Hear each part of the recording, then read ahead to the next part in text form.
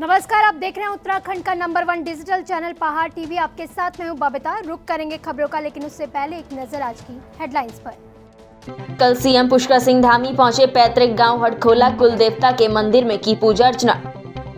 बाजपुर में विवाहिता ने की आत्महत्या, परिजनों में मचा कोहराम। इंद्रमणि बड़ोनी की जन्मभूमि अखोड़ी में इंटरमीडिएट स्कूल के छात्र लगा रहे हैं सरकार से गुहार। चीनी मिल कर्मचारी का संदिग्ध परिस्थिति में मिला शव, जांच में जुटी पुलिस।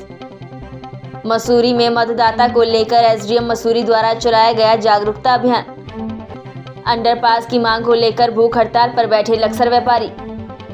मुख्यमंत्री पुष्कर सिंह धामी ने पिथौरागढ़ स्थित विकास भवन सभागार में विभागीय अधिकारियों के साथ बैठक कर जिले में संचालित विकास कार्यों, प्रमुख निर्माण कार्यों और योजनाओं की समीक्षा के अतिरिक्त जिले की मुख्य समस्याओं के बारे में अधिकारियों से जानकारी ली। मुख्यमंत्री धामी ने निर्माणाधीन बेस चिकित्सालय भवन का निर्माण कार्य पूर्ण करने और बेस चिकित्सालय को 1 माह के भीतर संचालित करने के निर्देश दिए। उन्होंने आगामी 10 दिन के भीतर जिला और महिला चिकित्सालय में सभी आवश्यक व्यवस्थाओं में सुधार लाने के निर्देश दिए।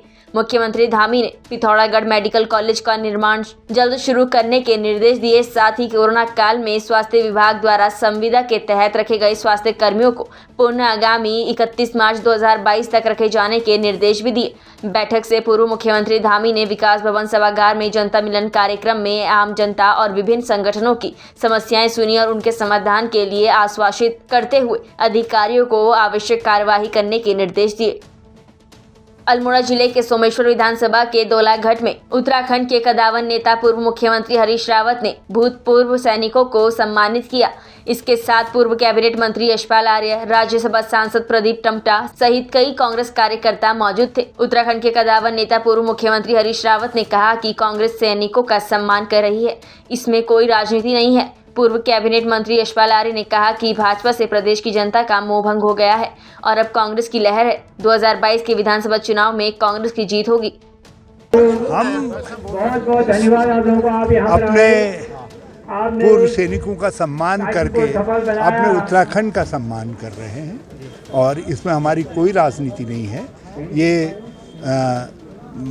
जो इंदिरा गांधी जी के नेतृत्व में बांग्लादेश की विजय का, बांग्लादेश निर्माण का अभियान चला था, बांग्लादेश एक देश के रूप में अस्तित्व में आया था। हमारे वीर सैनिकों के बहादुरी के बल पर एक नया इतिहास दुनिया में रचा था।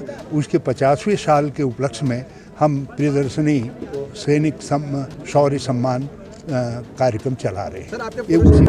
बीजेपी के 60 पार तो क्या कह रहे हैं? जब जनता इसको सुन रही है तो जनता कह रही है कि भाजपाइयों, तुमने महंगाई इतनी बढ़ा दी, बेरोजगारी इतनी बढ़ा दी, अब तुम हो गए तड़ी पार। नीति घाटी में स्थित भला गांव के कई परिवार भूस्खलन की चपेट में आ गए हैं। गांव के नीचे लगातार कटाव बढ़ता जा रहा है और जगह जगह गांव में दरारें बढ़ने लगी हैं। ग्राम प्रधान लक्ष्मण बुटोला की माने तो कई बार प्रशासन और चुने हुए जनप्रतिनिधियों से गुहार लगाई गई है, लेकिन कुछ भी कार्यवाही अभी तक नहीं हो रही है। उन्होंने कहा है कि यदि जल्द लोगों के जानमाल की रक्षा नहीं की गई तो आने वाले विधानसभा चुनाव का बहिष्कार किया जाएगा। जो भारी वर्षा हुई थी, वर्षा में काफी क्षति हुई है, जिसमें कि पूरा जो ग्राम पंचायत भरगांव के निचली छोर है वो नदी से लगभग 1-1.5 किलोमीटर की ऊंचाई तक कटाव शुरू कर दिया है, जिसमें खेती बाड़ी तबाह हो चुके हैं, कई गौशाले क्षतिग्रस्त हो चुके हैं। अगर जल्द से जल्द सरकार के द्वारा ये ट्रीटमेंट नहीं किया जाता है तो कहीं ना कहीं कल ग्राम पंचायत को काफ़ी खतरा रहेगा और खतरे के बावजूद कहीं ऐसा ना हो कि विस्थापन की नौबत आ जाए। और कल खेत पुगने सब डूबी, अब खेत बाड़ी कोड़ी बाड़ी पर सब दरार दो है। हम जान गरीब आदमी है, बाल बच्चा छी, छोटा बच्चा छी, कह जाना है आराम से कह जाना मोर सहायता कर तो ठीक है। निर्मा ये नहीं देखला 10 को 20 को मरिया देखल हम वोट नहीं दियो बस। अगर सहायता कर तो वोट, सहायता नहीं तो वोट भी नहीं मिलो। और यहाँ पे जो 17-18 को जो यहाँ पे आपदा आई थी उससे काफी नुकसान हुआ है। खास करके गौशालाओं में तो काफी दरारें पड़ी है और काफी गौशाला टूट गई है। और यहाँ पे जो अपने खेत हैं और जो खलियान है, यहाँ पे बगीचे हैं, सब्जी के बागवान थे, ये सब नष्ट हो चुके हैं। और जो मलबा इतना भारी मात्रा में आया है कि जो फसल था नीचे आलू का, वो आलू का फसल सब दब गया है। और यहाँ पे सेब के जो पेड़ थे वो पेड़ सारे दब चुके हैं। और अभी इतना कंडीशन इतना भयानक हो रखी है कि ये नदी है, नदी से कम आधा किलोमीटर ऊपर तक गाँव से और आगे तक पूरा धरती में दरारें जा चुकी है, जिससे मैंने आने वाले समय में ये कभी भी नीचे आ सकता है, पूरा गांव नीचे आ सकता है और इससे काफी जान मान की हानि होगी। इसलिए हमें सरकार से दरख्वास्त है कि वो जल्दी से जल्दी इस पे को संज्ञान ले और यहाँ पे जो भी क्षति हुई है उसकी भरपाई भी होनी जरूरी है। धन्यवाद। सब मेरे तो 10 गज जमीन, मकान, खेत है, अनाज सब वो चोराई, मंडुआ और राजमा वो सब क्षतिग्रस्त हो गया। मकान भी क्षतिग्रस्त होने वाला है। बाकी ऐसा सरकार कुछ मदद करे तो ठीक है। अरे गांव खतरे में आ गए सब गांव पूरे ही हैं, और क्या कुछ सहायता उधर सहायता कर दो, नहीं है तो छुट्टी पाई है। अब इसके बाद तुम लोगों को वोट नहीं देंगे, कुछ नहीं, सरकार कोई मदद नहीं करेगी। तो बस सरकार मदद नहीं करेगी, कोई वो नहीं, वोट नहीं है, न गाँव में आना मत। ग्राम पंचायत भलगांव में जो 16-17 अक्टूबर को बारिश के कारण कई मकानों और गौशाले धंस चुके हैं और कई खतरे में भी है। और गाँव में जो अक्टूबर 16-17 को बारिश के कारण कई मकान और गौशाले धंस चुके हैं और कई खेतों का नुकसान भी हो चुका है। और सरकार के द्वारा कोई कार्रवाई नहीं की गई। वर्तमान में साइबर अपराधों में काफी तेजी से वृद्धि हो रही है, जिसमें विभिन्न प्रकार के साइबर अपराध देशों के कोने कोने से सामने आ रहे हैं। साइबर अपराध बढ़ने का एक महत्वपूर्ण कारण दिन प्रतिदिन विभिन्न प्रकार की तकनीकों की उन्नति भी है। इस कारण यह भी महत्वपूर्ण हो जाता है कि पुलिस भी अपने संसाधनों में अधिक से अधिक तकनीकी सुधार करने का प्रयत्न कर रही है, जिसका उद्देश्य 21वीं सदी में साइबर अपराध की चुनौती पर एकजुट होकर इससे मुकाबला करने के लिए अपना कौशल विकास को और बेहतर बनाना है। बढ़ते साइबर अपराधों पर अंकुश लगाने और प्रभावी कार्यवाही के लिए पुलिस महानिदेशक उत्तराखंड के निर्देशन में 10 नवंबर को संथिल अवोध्यायी कृष्ण राज एस पुलिस उप महानिरीक्षक STF उत्तराखंड पुलिस मुख्यालय की मौजूदगी में UPS कॉलेज के सभागार में देवभूमि साइबर हैकेथॉन के मुख्य चरण का शुभारंभ किया गया। लगभग 1 महीने से कुछ अधिक समय में उत्तराखंड पुलिस द्वारा देवभूमि साइबर हैकेथॉन आयोजित किया गया और UPS के सहयोग से आयोजित किया गया। और ये आइडिया जो एनुअल DGP's कॉन्फ्रेंस होती है उसमें माननीय प्रधानमंत्री जी द्वारा दिया गया था कि सभी स्टेट पुलिस द्वारा इस तरह की साइबर हैकेथॉन आयोजित की जानी चाहिए। और इसका उद्देश्य ये है कि हम इस तरह से जो यंग टैलेंट है उसके माध्यम से आप जानते हैं आज की तारीख में साइबर क्राइम कितना तेज़ी से उभरता हुआ क्राइम है, साइबर सुरक्षा कितनी इम्पोर्टेंट हो चुकी है। तो उसके संदर्भ में जो नए प्रॉब्लम्स आ रही हैं उसके क्या सॉल्यूशन हो सकते हैं और कैसे हम जो है इनके जो साइबर एक्सपर्ट हैं उनका पॉजिटिव यूज कैसे कर सकते हैं, क्योंकि बहुत से अनएथिकल लोग हैं जो अपनी एक्सपर्टीज को नेगेटिवली यूज कर रहे हैं, समाज में नेगेटिविटी जब फैला रहे हैं, क्राइम फैला रहे हैं। तो ऐसे लोगों को पकड़ने के लिए भी है और पुलिस की कैसे इसमें मदद की जा सकती है। हमने 12 टॉपिक आइडेंटिफाई किए थे। मैं एग्जाम्पल के लिए बताऊँ, CDR analysis software tools, social media analysis record finding tools, इसी तरह से crime based data collection software, तो ये सब में क्राइम प्रेडिक्टिव मॉडल्स कि क्राइम किस क्षेत्र में हो सकता है, ये सारे हमको इसका फ़ायदा हुआ। ये जो कंपटीशन कराया 2 स्टेज में कराया, पहले प्रिलिमिनरी कराया, करीब 326 एंट्रीज आई थी और उसमें से फाइनली 15 टीम को शॉर्टलिस्ट किया गया और वो 15 टीम का फिर से दोबारा कंपटीशन हुआ। उसमें आज प्राइजेस बांटे गए। हमने देखा ही और IIT चेन्नई की टीम ने पार्टिसिपेट किया, तो ओवरऑल पार्टिसिपेशन बहुत अच्छा रहा। हमारे लिए पहला अनुभव था, UPS के लिए भी बताया गया पहला अनुभव था, तो उस हिसाब से बहुत एक सक्सेसफुल इवेंट हुआ।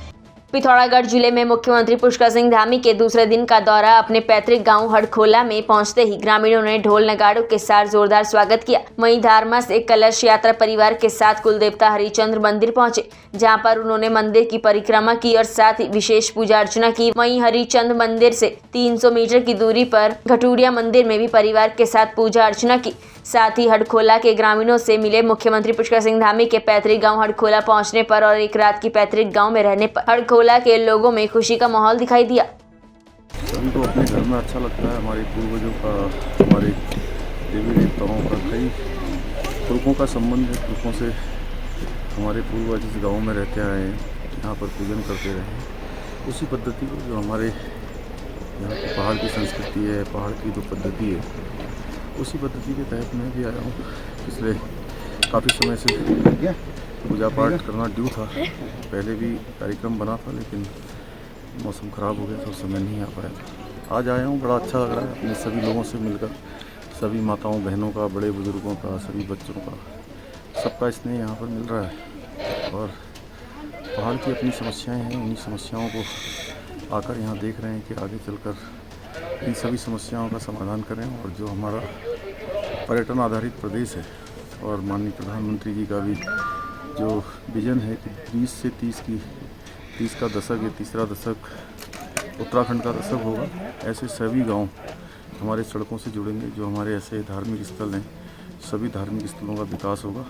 उस क्षेत्र में हमारी सरकार बहुत तेज़ी से काम करेगी और हम सब लोग इन सब चीज़ों का ब्यौरा ले रहे हैं और जो त्वरित रूप से जिनका समाधान हो सकता है उनका समाधान भी कर रहे हैं। आज बहुत सारे लोगों से मिलने का भी था, कल भी था। मैं कल भी यहीं रहूँगा। 3 दिन पहले इधर आया हूँ क्योंकि ये मेरी जन्मभूमि है, इसलिए हर व्यक्ति से यहाँ के व्यक्तिगत लगाव है। उसके नाते भी मुझे लगता है कि बहुत जो भी काम की ज़रूरत है उसको हम लोग आगे बढ़ाएंगे। ऋषिकेश राष्ट्रीय राजमार्ग से सटे ट्रेचिंग ग्राउंड में पड़े कूड़े में आग लगने से 2 दुकानों में भी आग लग गई, जबकि कुछ दुकानों को आंशिक नुकसान पहुंचा, जिसके कारण दुकानों में रखा सारा सामान जलकर राख हो गया, जिसे देखकर आसपास के दुकानदारों में हड़कंप मच गया। सूचना पर मौके पर पहुंची फायर ब्रिगेड ने पानी की बौछार कर आग पर काबू पाया। साथ ही कूड़े में लगी आग की लपटें और काला धुआं लगातार निकलता रहा, जिसको बुझाने में फायर ब्रिगेड को काफी मशक्कत करनी पड़ी। वहीं आग फैलाने की संभावना के चलते आसपास की अन्य दुकानों को खाली करवाया गया। टीचिंग ग्राउंड में जो आग लगी दुकानों के पास, ये जो है संभवत है पीछे कोई आदमी सोच के लिए आया था और वो जलती हुई बीड़ी इसमें डाल गया, उसके कारण ही आग लगी। लगभग नुकसान तो अभी क्लियर नहीं बता सकते, लेकिन हाँ 10-20 हज़ार का 10 हज़ार का तो नुकसान होगा। 2 दुकानों में आग है। भारतीय जनता पार्टी के प्रदेश प्रभारी दुष्यंत गौतम ने अभिनेत्री कंगना रनौत के आजादी वाले बयान पर प्रतिक्रिया दी है। हरिद्वार पहुंचे दुष्यंत गौतम ने कहा कि कंगना रनौत ने अपने बयान में तुलना की है, हालांकि उन्हें इस तरह का बयान नहीं देना चाहिए था। दुष्यंत गौतम ने कहा कि देश 1947 में आज़ाद हुआ, लेकिन आज़ादी गलत लोगों के हाथ में पड़ गई, जिससे देश को विभाजन झेलना पड़ा और एक व्यक्ति की जिद के लिए लाखों लोगों की जानें भी गई। जहाँ तक जानता हूँ, ये देश का दुर्भाग्य रहा है कि 1947 में देश आज़ाद हुआ और आज़ादी एक ऐसे व्यक्ति के हाथ में पड़ गई जिस व्यक्ति की जिद के कारण हमें देश के टुकड़ा विभाजन सहन करना पड़ा। विभाजन ही सहन नहीं करना पड़ा। जो आज कह रहे हैं क्रांतिकारी और इनकी बातें कर रहे हैं, 10 लाख से ज़्यादा लोगों का कत्ल भी हुआ, शहादत भी हुई। उसमें बहुत क्रांतिकारी भी थे, बहुत से क्रांतिकारियों के परिवार भी थे उसके अंदर। एक प्रधानमंत्री बनाने के लिए एक तो देश भारत माता के टुकड़े करे और दूसरा उन लोगों की शहादत भी है, वह भी देशद्रोही माना जाना चाहिए। आज क्या नाम है, कंगना रनौत ने जो बयान दिया है वो उन्होंने कंपैरिजन किया है उस समय की आज़ादी और जो 47 के बाद में जो वर्तमान 2014 की है उसकी आज़ादी कंपैरिजन, लेकिन ऐसे करना नहीं चाहिए था। ये बाजपुर में एक विवाहिता ने अज्ञात कारणों के चलते अपने ससुराल में जहर खाकर जान दे दी। विवाहिता की मौत से परिजनों में कोहराम मच गया। सूचना मिलते ही पुलिस मौके पर पहुंची और सबको पोस्टमार्टम के लिए भेज दिया। बता दें कि विवाह के 1 वर्ष बाद मृतिका ने यह कदम उठाया, जिसके बाद परिवारजन ने उसके ससुराल वालों पर मौत का आरोप लगाया है। सूचना के मुताबिक मृतिका का नाम शिवानी है, जिसका विवाह सुनील से 1 वर्ष पहले हुआ था। विवाह के 1 वर्ष बाद शिवानी ने विषैले पदार्थ को खाकर आत्महत्या कर ली। वहीं मौके पर पहुंची पुलिस घटना की जांच में जुट गई है। घटना है, कल रात की घटना है। इसमें एक शादीशुदा युवती है, उसके द्वारा कुछ विषैला पदार्थ खाकर और उसके बाद उसकी तबीयत खराब होने पर उसे अस्पताल में एडमिट कराया उसके ससुराल वालों ने, और बाद में डॉक्टर ने उसे मृत घोषित कर दिया। तो इसी चीज़ को लेकर उसका पंचायतनामा हमने भरा है और उसको पोस्टमार्टम के लिए भेजा गया है। अब जैसे इसमें तहरीर प्राप्त होती है हम आगे भी कार्रवाई करेंगे। इसमें ससुराल वालों पे आरोप लगाया जा रहा है, जैसे तहरीर आएगी फिर उसकी विस्तृत जांच हो पाएगी। उत्तराखंड के गांधी इंद्रमणि बडोनी के एक गांव अखोड़ी में राजकीय इंटरमीडिएट स्कूल के छात्र और छात्राएं सड़कों पर उतरने को मजबूर हो रखे हैं। विज्ञान, गणित और कई महत्वपूर्ण विषयों के अध्यापक का टोटा इस विद्यालय में कई वर्षों से चलता आ रहा है। आपको बताते चले कि इससे पूर्व में भी विद्यालय अभिभावक संघ के मुखिया विक्रम घणाता इस समस्या के चलते कई दिनों तक हड़ताल भी कर चुके हैं, लेकिन सरकार सुध लेने को तैयार नहीं है। वहीं मुख्यमंत्री और कई स्थानीय नेताओं के आश्वासन के बाद भी विद्यालय में शिक्षकों की कमी दूर करने में आश्वासन झूठे साबित हो रहे हैं। सर टीचरों की मांग चल रही है सर, हमारे काफ़ी सारे विषय के टीचर नहीं हैं, इसलिए हमें पढ़ाई करने में सर बहुत दिक्कत हो रही है। आज सर हमने तालाबंदी की है सभी छात्रों ने, स्कूल में हमारे सर ने भी की है, इसमें हमारे सारी मदद और पूरे बच्चों ने 3 दिन तक लगातार, तीसरा दिन चल रहा है तालाबंदी का। तो हमारी मांग ये है कि शिक्षकों की जो पूर्ति है उन्हें पूरी की जाए। शासन को मतलब हम जागरूक करना चाह रहे हैं, शिक्षा विभाग को जागरूक करना चाह रहे हैं। लगातार 3 दिन तक चल रहा है, लगातार 3 दिन तक चल रहा है, तीसरा दिन है, लेकिन फिर भी शिक्षा विभाग का इस पर कोई एक्शन नहीं लिया गया अभी तक। तो हम शिक्षा विभाग से या शासन से ये कहना चाहेंगे कि परसों से हमारे 15 तारीख से हमारे पेपर हैं, हाफ ईयरली एग्जाम है और मतलब शिक्षा मतलब हमारे पास टीचर नहीं है तो हम कैसे पढ़ेंगे सर, हम क्या लिखेंगे पेपर में, हमारे भविष्य का क्या होगा। इसलिए इस बार 12th में 11th में हमारे साथ ही हुआ था, हमारे पास टीचर नहीं थे। जब हमारा बेसिक क्लियर नहीं होगा तब हम क्या पढ़ पाएंगे। छात्र छात्राएं हैं और हमारे स्कूल में 3 दिनों से हम रैली निकाल रहे हैं क्योंकि हमारे पास 2 सब्जेक्ट के टीचर नहीं है। केमिस्ट्री के तो आ गए हैं, प्रवक्ता हैं आजकल, लेकिन वो कभी भी जा सकते हैं, उनका मतलब वो नहीं है। और गणित और अर्थशास्त्र का यहाँ टीचर नहीं है। हम चाहते हैं कि हमारे स्कूल में टीचर आए और हमारी शिक्षा पूरी मतलब हम पेपर भी दे सके ढंग से।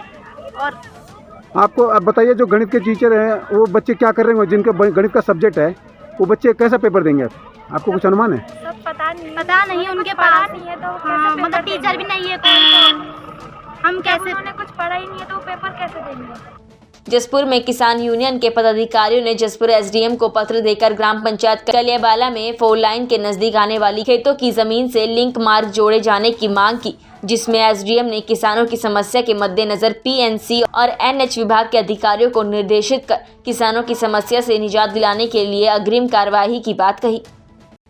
चुनाव की सरगर्मियां तेज होते ही राजनीतिक दलों को भी अन्नदाताओं का दर्द सताने लगा है। लंबे समय से अपनी 3 सूत्रीय मांगों को लेकर आंदोलन कर रहे देश के अन्नदाताओं के समर्थन में आम आदमी पार्टी ने भी सुर मिलाने शुरू कर दिए हैं। किसानों के समर्थन में आम आदमी पार्टी 15 नवंबर से 17 नवंबर तक जनपद उधम सिंह नगर में किसान महारैली का आयोजन करने जा रही है, जिसमें पार्टी किसानों की मांगों के समर्थन में केंद्र सरकार के खिलाफ मोर्चा खोलने की तैयारी में है। आम आदमी पार्टी के प्रदेश उपाध्यक्ष और चुनाव संचालन समिति के प्रभारी दीपक बाली ने आम आदमी पार्टी कार्यालय में पत्रकार वार्ता कर बताया कि पार्टी हाईकमान के दिशा निर्देशों पर जनपद उधम सिंह नगर में पार्टी किसानों के समर्थन में बड़ी रैली निकालने जा रही है, जिसका आगाज जसपुर विधानसभा से 15 नवंबर को किया जाएगा और पूरे जिले की विधानसभाओं में रैली निकालकर किसानों की 3 सूत्रीय मांगों के समर्थन में केंद्र सरकार के खिलाफ प्रदर्शन किया जाएगा। बाजपुर चीनी मिल में कार्यरत कर्मचारी की अज्ञात कारणों के चलते मौत हो गई। चीनी मिल कर्मचारी की मौत की खबर सुनते ही आसपास के लोग एकत्र हो गए। वहीं मौके पर पहुंची पुलिस ने कमरे का दरवाजा तोड़कर मृतक के शव को बाहर निकाला। पुलिस ने शव को पोस्टमार्टम के लिए भेज दिया है और मामले की जांच शुरू कर दी है। बता दें कि बाजपुर के चीनी मिल में कार्यरत झंडू सिंह चीनी मिल के आवासीय कमरे में रहते थे, जहां झंडू सिंह चीनी मिल में कार्य के लिए जाने के समय पर अपने कमरे से बाहर नहीं निकले, तो साथी कर्मचारियों ने झंडू सिंह को काम पर जाने के लिए बुलाने का प्रयास किया, लेकिन झंडू सिंह ने दरवाजा नहीं खोला, जिसके चलते आसपास के लोगों ने घटना की सूचना तत्काल पुलिस को दी। सूचना मिलते ही पुलिस टीम मौके पर पहुंच गई, जहां पुलिस ने दरवाजा तोड़कर झंडू सिंह को मृत अवस्था में पाया। पुलिस को झंडू सिंह के शव के समीप दवाइयां पड़ी हुई मिली। वहीं सीओ वंदना वर्मा ने बताया कि प्रथम दृष्टया मौत का कारण अस्थमा की बीमारी से होना बताया जा रहा है, लेकिन पोस्टमार्टम रिपोर्ट आने के बाद स्थिति स्पष्ट हो पाएगी। जनपद टिहरी के विकासखंड भिलंगना में घुमेटीदार इंटर कॉलेज में चल रहे विकासखंड स्तरीय खेल महाकुंभ में क्षेत्र के तमाम स्कूलों के छात्र छात्राएं अपने खेल प्रतिभा का सुंदर प्रदर्शन कर रहे हैं। साथ ही युवा कल्याण विभाग द्वारा अच्छा प्रदर्शन करने वाले छात्रों को पारितोषिक वितरण किए जा रहे हैं, जिससे कि छात्रों के चेहरे पर दिखने वाली खुशी साफ झलक रही है। वहीं राजकीय इंटर कॉलेज गुत्तू भिलंग के व्यायाम शिक्षक उत्तम सिंह बिष्ट का कहना है कि इस तरह के कार्यक्रम युवाओं के अंदर खेल की भावना का जन्म लेते हैं और उन्हें अपनी प्रतिभा का प्रदर्शन करने का मौका मिलता है। इसलिए इस प्रकार की प्रतियोगिताएं बहुत ज़रूरी हैं और मैं धन्यवाद करना चाहूँगा युवा कल्याण विभाग का, जो इस प्रकार की प्रतियोगिताएं करवाते हैं वास्तव में इससे प्रतिभाएं जो हमारे ग्रामीण क्षेत्र के जो बच्चे हैं उनकी प्रतिभाएं सामने आएंगी। अच्छे बच्चे हमें देखने को मिलेंगे, वो हमारे ब्लॉक स्तर से, जिले स्तर से और आपके स्टेट और राष्ट्रीय स्तर और अंतर्राष्ट्रीय स्तर से ये हमने देखा है। जो अभी हमारी चावला जिन्होंने भाला फेंक प्रतियोगिता में विश्व में भारत का परचम लहराया है, वास्तव में ये एक वो ग्रामीण क्षेत्र से थी और उसने ग्रामीण क्षेत्र से थे और उन्होंने वास्तव में भारत के लिए ये भाला फेंक में जो प्रदर्शन किया है वह बहुत शानदार और उत्कृष्ट, जिसे हम कहते हैं बहुत श्रेष्ठ रहा है। राणा है, मैं इंटर कॉलेज मदरों से आई हुई हूँ। मुझे यहाँ बहुत अच्छा लग रहा है। यहाँ महाकुंभ का मेला है और हम सब यहाँ बहुत मज़े कर रहे हैं। अभी तक हमने खो खो खेला है, आप कबड्डी खेलने वाले हैं और बताते चले कि खटीमा में टनकपुर रोड और अन्य मार्गों पर फुटपाथ बनाया गया है, लेकिन टनकपुर रोड पर दुकानदारों द्वारा फुटपाथ पर भी दुकानदार सामान लगा देते हैं। वहीं दुकानों के बाहर खड़े वाहन तो ये दर्शाते हैं कि जैसे मोटरसाइकिल की पार्किंग ही बन गई हो। मुख्य बाजार अतिक्रमण की चपेट में आने से फुटपाथ और सड़क पर लोगों का चलना तक दुभर हो गया है, जिससे मुख्य चौक से लेकर रोडवेज बस स्टैंड तक जाम की स्थिति हमेशा बनी रहती है। प्रशासन और पुलिस द्वारा कई बार अतिक्रमण हटाओ अभियान चलाया जाता है, लेकिन कुछ दिन बाद ही स्थिति वैसे की वैसी ही हो जाती है। वहीं कल खटीमा तहसीलदार यूसुफ अली द्वारा अतिक्रमण हटाओ अभियान चलाया गया, जिस पर तहसीलदार अली ने दुकानों के बाहर फुटपाथ पर रखे सामान को हटवाया। वहीं तहसीलदार यूसुफ अली ने कहा कि जो भी दुकानदार दुकान के बाहर फुटपाथ पर सामान लगाया हुआ पाया गया उसे किसी भी हालत में बख्शा नहीं जाएगा और वैधानिक कार्यवाही दुकानदार के खिलाफ की जाएगी। उत्तराखंड में आगामी विधानसभा चुनाव को लेकर शासन प्रशासन ने तैयारियां युद्ध स्तर पर तेज कर दी हैं। शासन से मिले निर्देश के बाद 1 से 30 नवंबर तक मतदाता सूची का विशेष संक्षिप्त पुनरीक्षण और मतदाता जागरूकता अभियान शुरू किया गया है, जिसके तहत मसूरी एसडीएम मनीष कुमार के नेतृत्व में मसूरी में आशा और आंगनबाड़ी वर्करों के साथ मसूरी में मतदाता जागरूकता रैली निकाली गई। इस मौके पर लोगों ने खासकर 18 वर्ष के युवाओं से लोकतंत्र के महापर्व चुनाव में भागीदार बनने के लिए मतदाता सूची में अपना नाम अंकित करने की अपील की। इस मौके पर एसडीएम मनीष कुमार द्वारा मसूरी के विभिन्न मतदान केंद्रों का निरीक्षण किया गया। वहीं बीएलओ को किसी भी प्रकार की कार्य में लापरवाही न करने के निर्देश दिए। देखिए, जैसा कि आप सभी को विदित है कि लोकतंत्र का जो भागीदारी है लोकतंत्र में, वो हमें मतदान के माध्यम से ही उसको जो है वो भागीदारी हम लोग सुनिश्चित करते हैं। और ये नागरिक का जो है नैतिक कर्तव्य है कि वो जब चुनाव हो तो वहाँ जाएं और अपना वोट डालें। उसके क्रम में सभी मतदाताओं को पहले तो मतदाता सूची में जोड़ने का ये विशेष अभियान जो है वो चल रहा है। माननीय जिलाधिकारी महोदय के ये लगातार निर्देश हमें प्राप्त हो रहे हैं कि जितने भी प्रथम बार वोटर जो हैं, प्रथम बार जो 18 वर्ष की आयु 1/1/2022 को पूरी कर रहे हैं, उन सभी को मतदाता सूची में जोड़ लिया जाए। और साथ ही साथ जो महिलाएं हैं उनको भी मतदाता सूची में विशेष अभियान के माध्यम से जोड़ा जाए। इसके अतिरिक्त आप जो आज देख रहे थे वो स्वीप एक्टिविटी है, उसके अंतर्गत प्रचार प्रसार किया जा रहा है कि लोग जो भी नागरिक हैं वो एक जिम्मेदार नागरिक बने और अपना जो मत का अधिकार करना है उससे पूर्व मतदाता सूची में अपने आप को जोड़ने के लिए जो है उनको आवश्यक सहायता हम लोग प्रदान करें।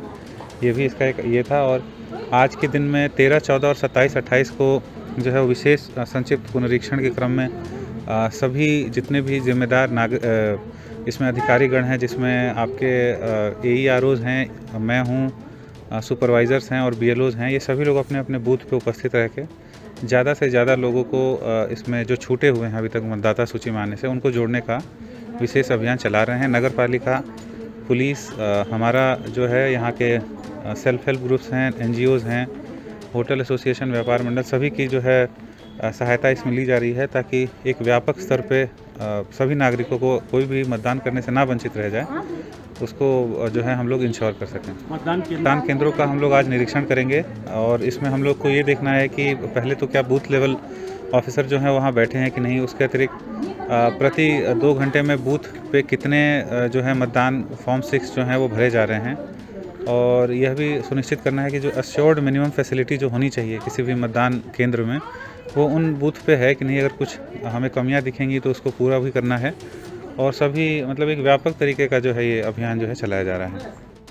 बाजपुर के चोरों के हौसले दिन प्रतिदिन बुलंद होते जा रहे हैं, जिन्हें पुलिस का जरा भी डर नहीं है। यही कारण है कि बाजपुर कोतवाली से चंद कदम की दूरी पर स्थित राजकीय प्राथमिक विद्यालय प्रथम में चोरों ने चोरी की घटना को अंजाम दे डाला। इतना ही नहीं, विद्यालय परिसर में शिक्षक ट्रेनिंग सेंटर के कक्ष में तोड़फोड़ करते हुए चोरों ने जरूरी कागजातों को जला दिया। विद्यालय के प्रधानाध्यापक ने पुलिस को तहरीर देकर कार्रवाई की मांग की है। वहीं पुलिस मामले की जांच में जुट गई है।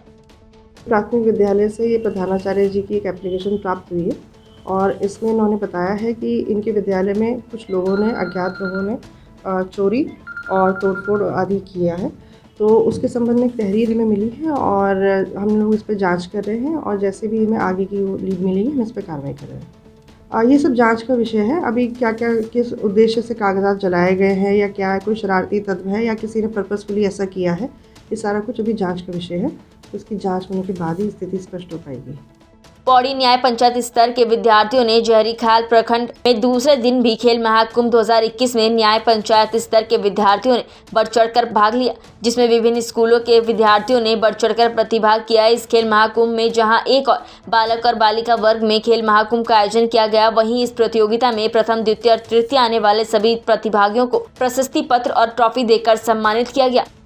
2021 का मेन लक्ष्य ये है कि बच्चों को प्लेग्राउंड इलेक्ट्रॉनिक संस्कृति से प्लेग्राउंड संस्कृति की ओर लाना, जिससे कि बच्चे अपने ये इलेक्ट्रॉनिक क्षेत्र को छोड़कर प्लेग्राउंड की ओर आए और खेल में खेलों का विकास हो सके, खेलों में अपनी प्रतिभा दिखा सके, जिससे कि उत्तराखंड के बच्चे आगे जा सके, अंतर्राष्ट्रीय स्तर पर ओलंपिक में जाएं और राष्ट्रीय खेलों में अपना प्रदर्शन दिखाएं। और सर, कल से कितने बच्चे किन किन जगहों से आगे निकले और किन किन खेलों में लगभग बच्चों ने रुचि दिखाई? लगभग सभी खेलों में प्रतिभा दिखाई। ये कल हमने अंडर 14 बालक बालिकाओं की प्रतियोगिता रखी हुई थी। उसमें से कबड्डी, खो खो, वॉलीबॉल, एथलेटिक्स और बैडमिंटन की प्रतियोगिता का समापन किया गया, जिसमें 9 न्याय पंचायतों ने प्रतिभाग किया। विकासखंड की 9 न्याय पंचायतों ने प्रतिभाग किया। 9 न्याय पंचायतों से कम 200-250 बच्चे ने प्रतिभाग किया। उनमें से लगभग सभी न्याय पंचायत से प्रथम स्थान प्राप्त किया। बच्चों प्रथम, द्वितीय, तृतीय स्थान प्राप्त किया। जो बच्चे प्रथम स्थान प्राप्त करेंगे वो जनपद स्तर की प्रतियोगिता में प्रतिभाग करेंगे। और खेल महाकुंभ में जो बच्चा ब्लॉक स्तरीय खेल महाकुंभ में प्रतिभाग करता है और प्रथम स्थान प्राप्त करता है, 300 रुपये नगद पुरस्कार मिलता है। द्वितीय स्थान प्राप्त करने पे 200 रुपये और तृतीय स्थान प्राप्त करने पे 150 रुपये नगद पुरस्कार, मेडल और प्रमाण पत्र से पुरस्कृत किया जाता है। और सर, जो आज द्वितीय है, आज के दिन आज दिनांक 13 नवंबर 2021 को हमने अंडर 17 बालक बालिकाओं की प्रतियोगिता रखी हुई है, जिसमें से कुछ प्रतियोगिता समाप्त हो चुकी है और कुछ अभी चल रही हैं। लगभग इनमें 9 न्याय पंचायतों से कम 300-350 बच्चे प्रतिभाग कर रहे हैं। सर, आपका शुभ नाम? सर, मेरा नाम मोहम्मद आरिफ है, क्षेत्रीय युवा कल्याण अधिकारी, जहरीखाल। छठ पूजा के दौरान गाड़ी की चपेट में आने से 2 भाई बहन गंभीर रूप से घायल हो गए थे। भाई ने तो मौके पर ही दम तोड़ दिया था, लेकिन उसकी बहन 2 दिनों तक हायर सेंटर में जिंदगी और मौत से जंग लड़ती रही। लेकिन जिंदगी के लिए लड़ रही इस जंग को वो हार गई और उसने भी दम तोड़ दिया। एक ही परिवार के 2 बच्चों की दर्दनाक मौत ने लक्सर के व्यापारियों को झकझोर कर रख दिया। अब लंबे समय से चली आ रही अंडरपास की मांग को पूरा करवाने के लिए लक्सर व्यापारी भूख हड़ताल पर बैठ गए हैं। इन व्यापारियों का कहना है कि जब तक अंडरपास की मांग पूरी नहीं होगी, इसका निर्माण कार्य शुरू नहीं होगा, भूख हड़ताल जारी रहेगी। इसके लिए चाहे उन्हें अपनी जान भी देनी पड़े। आपको बता दें कि लक्सर तहसील प्रशासन और रेलवे प्रशासन कई बार इस अंडरपास को लेकर सर्वे कर चुका है, लेकिन रिपोर्ट बेनतीजा रही। राजकीय इंटर कॉलेज कोटाबाग के छात्रों द्वारा धरना प्रदर्शन कल भी जारी रहा। आपको बता दें कि एनसीसी, एएनओ और जीव विज्ञान प्रवक्ता का पद 1 साल से रिक्त है। पूर्व में एनसीसी प्रभारी डॉक्टर भवतोष भट्ट का अटैचमेंट निरस्त कर वापस यहाँ नियुक्ति किए जाने की मांग है। शिक्षक न होने से छात्र छात्राओं को एनसीसी का लाभ नहीं मिल पा रहा है और आधा साल होने वाला है, जबकि जीव विज्ञान की पढ़ाई बाधित है। पहाड़ टीवी में फिलहाल के लिए बस इतना ही। उत्तराखंड की बड़ी और तमाम खबरों के लिए आप देखते रहिए पहाड़ टीवी। नमस्कार। है बेखौफ उम्मीद का रंग।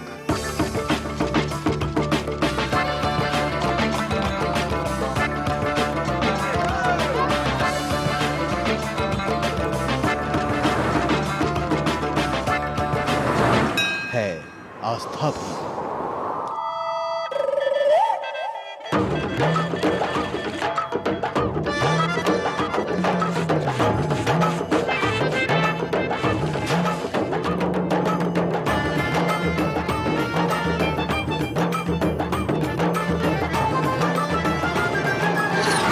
ये है मेरा उत्तराखंड।